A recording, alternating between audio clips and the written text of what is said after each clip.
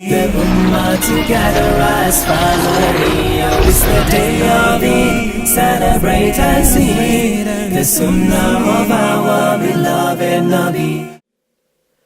You spoke about the Prophet sallallahu alaihi wasallam. My question is this: what would you do if you got the chance to meet the Prophet sallallahu alaihi wasallam?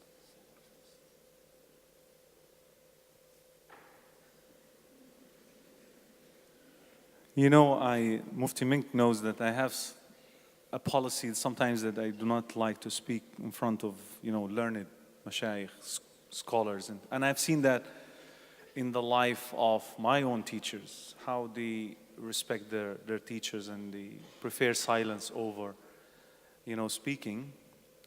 So let alone speaking or doing anything in front of the Prophet Muhammad sallallahu alaihi wasallam. So I think I would be just being in his presence is a big deal on its own. So that would be the honor. May Allah gather us with him. Ameen. Mufti Ismail, I'd like to extend the question to you. What would you do or say if you met the Prophet sallallahu alaihi wasallam? But he answered it. MashaAllah, he said that he doesn't feel, meaning, I know he always tells me, when I'm speaking, please don't sit in the front. He always tells that to me. And today when I was speaking, he was seated right here. And even though the lights were turned off, but his head was just shining. So, mashallah. Sheikh, you're covering it. You're covering your shiny head as well. Don't sell my secrets. Okay.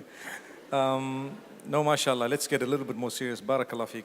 I think it would be overwhelming to meet with Muhammad sallallahu alaihi wasallam is actually one of the aims, the dreams that I have, inshallah. And I'm sure it will happen, inshallah. And the same with all of us. May Allah bless us with that. It will be overwhelming. And I think I would have to wait for that time to see what happens thereafter. May Allah make it easy. That's all I'm going to say. Ameen. Ustad Wahaj, I'd like to extend the same question to you with the same mic.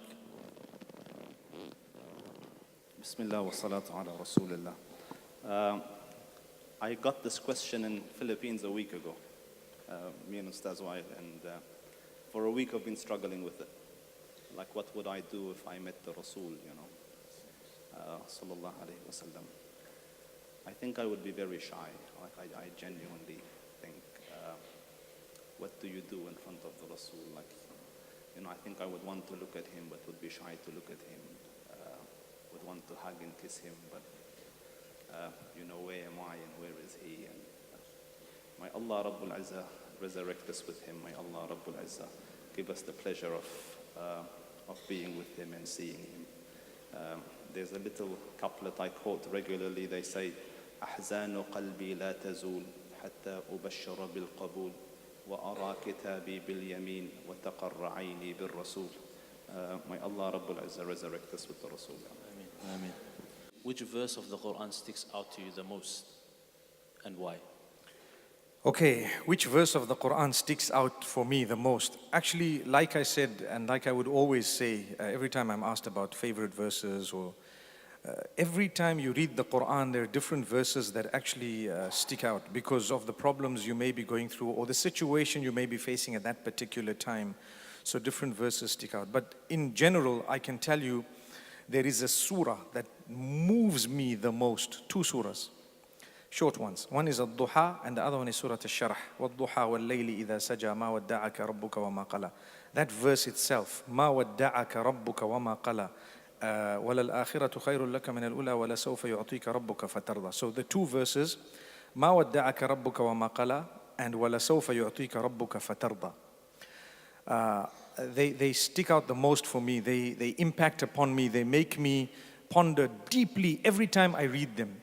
And what they mean, just for the benefit of everyone, where the Prophet ﷺ, revelation had stopped for a time, and then he thought maybe Allah's upset with me, maybe Allah has left me, forsaken me. So Allah revealed a verse to him to say, مَا وَدَّعَكَ رَبُّكَ. Allah has not forsaken you. وَمَا قَلَى. He's not upset with you. It happens to all of us. Certain things happen negatively. Sometimes we struggle for a long time, and we think maybe Allah's upset with me, and perhaps, And then you read this verse and you say, no, he's not. He's not. You know, he's not upset with me and he hasn't left me. And then a verse down, Allah says, وَلَسَوْفَ يُعْطِيكَ رَبُّكَ فَتَرْضَى. And very soon Allah will give you so much until you become happy. So you might not have it right now and you will get it. So sometimes we want something, we look forward to things and they don't come our way. And Allah says, hang on, it's going to come. Something quick I can share with you. I went to Tanzania many years ago. The people from the University of Zanzibar had invited me. And these were youngsters. They had very little resources. And I had traveled from Zimbabwe to Kenya. And when I spoke to them, and then they had a vote of thanks after the 2 days or 3 days. And I remember the brother, his name is Saeed. Now we're friends. It's been years. It's been more than 10, 12 years. And he just said, we have something to offer you. And that is a verse of the Quran. And I'm thinking, when you have a vote of thanks, people come and give you a plaque, they give you a gift, they give you something, they'll give you something that you can take back home. And he says, we have a verse of the Quran to give you, and that is, وَلَسَوْفَ يُعْطِيكَ رَبُّكَ فَتَرْضَى. He says, indeed, Allah will bless you so much until you are happy. And that was the first time in my life that a different meaning, a different, part of that verse dawned on me. And it's stuck with me ever since, and it's really moved me. And so that surah and the next surah is all about difficulty and hardship. I think I can invite everyone, if you have a moment, to go and look at those 2 surahs. They really soothe me. They bring about a lot of calmness. I just have to read them, and I'm just blown away. MashaAllah. Allah bless you. Jazakallah khair. Ustad Wa'il, the same question extended to you. Which verse of the Quran sticks out to you the most and why? Yeah, there is one verse that always on mind, and I always recite it. I even recited it today during my talk, and that is, قُلْ يَا عِبَادِيَ الَّذِينَ أَسْرَفُوا عَلَىٰ أَنفُسِهِمْ لَا تَقْنَطُوا مِنْ رَحْمَةِ اللَّهِ إِنَّ اللَّهَ يَغْفِرُ الذُّنُوبَ جَمِيعًا إِنَّهُ هُوَ الْغَفُورُ الرَّحِيمُ. Tell my servants, tell them, O Muhammad, those who have transgressed against themselves, who have sinned day and night, tell them, despair not from the mercy of Allah subhanahu wa ta'ala, for Allah forgives all sins.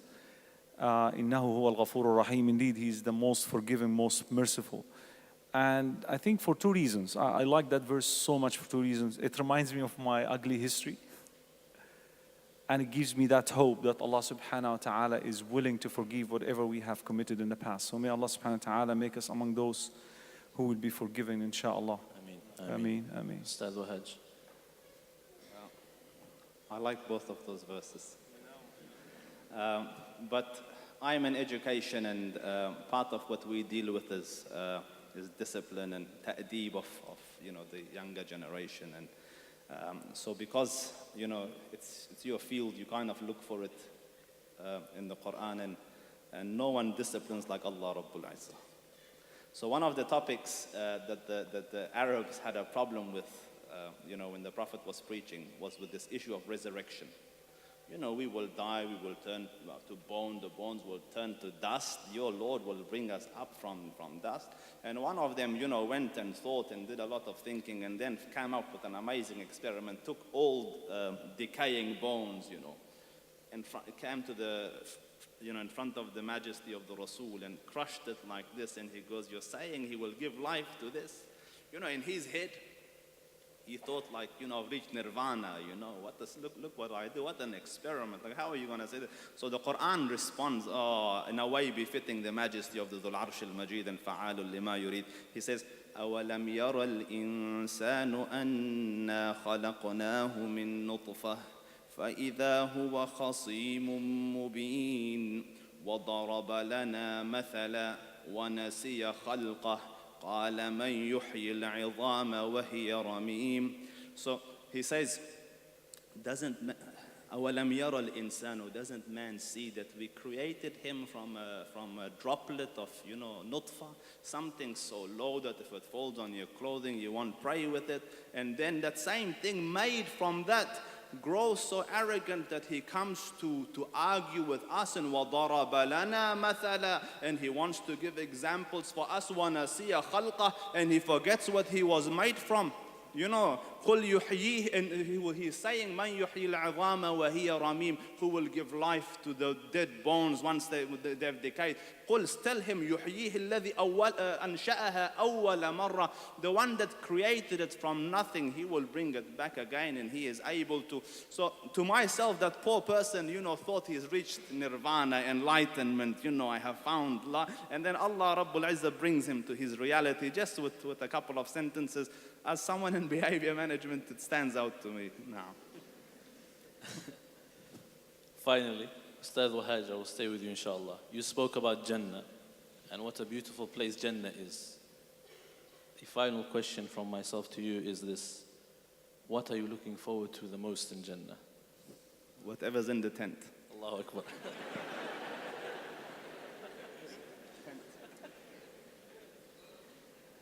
That's it? Khalas?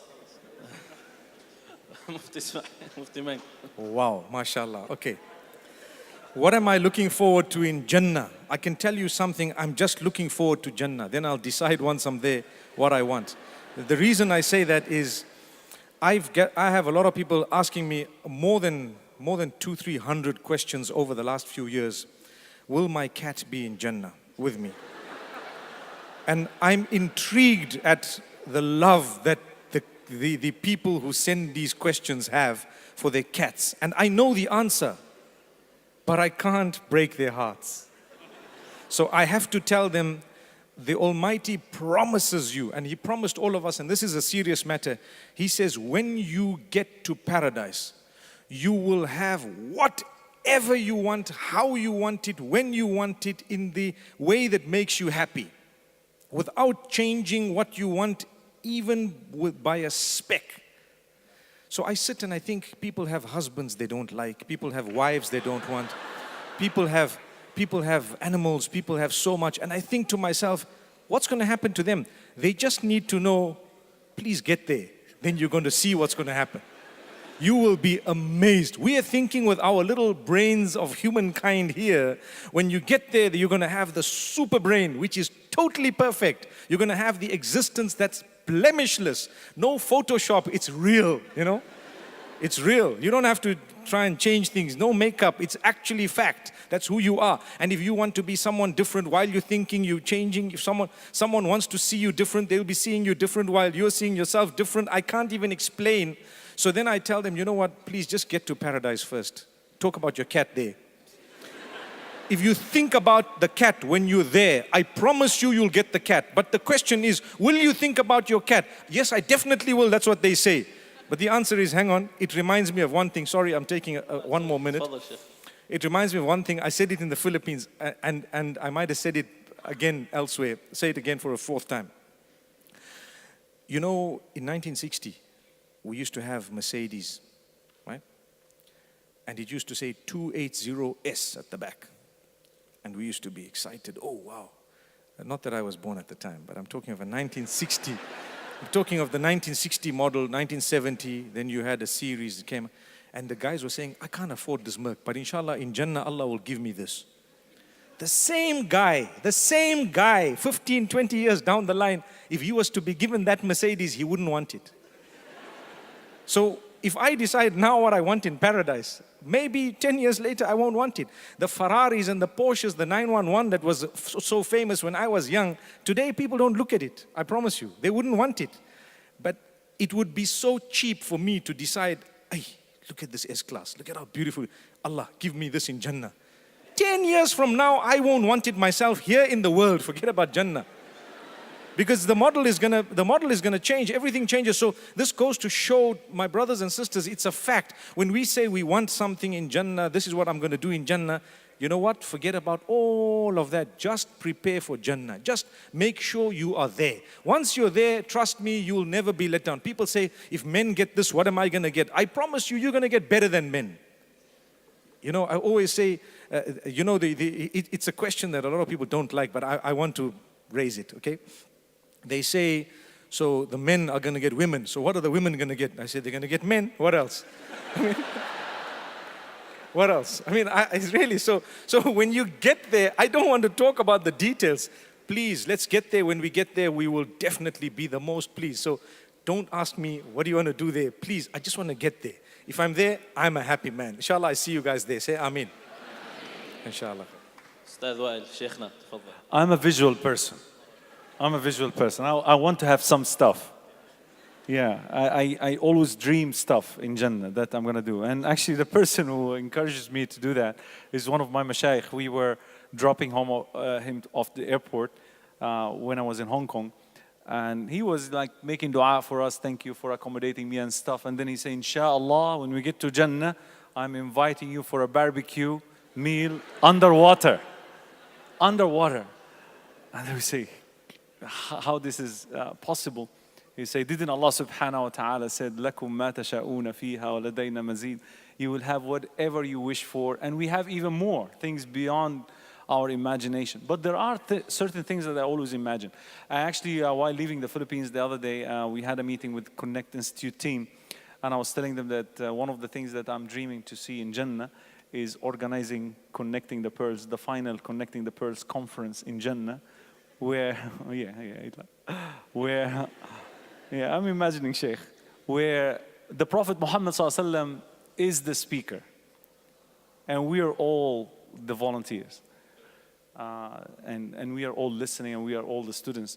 One of the wishes that I wanted to see in Jannah, actually, Mufti Memk shared it with me once in the Philippines. We were drinking coffee at the airport before heading to another destination, and I told, after he drank the coffee, he prayed to the brother, or somebody prayed like, may Allah feed you coffee from Jannah. So Mufti Memk said that would be called Jannah Chino, you know. I remember that. So he want the stuff too, you know. You see.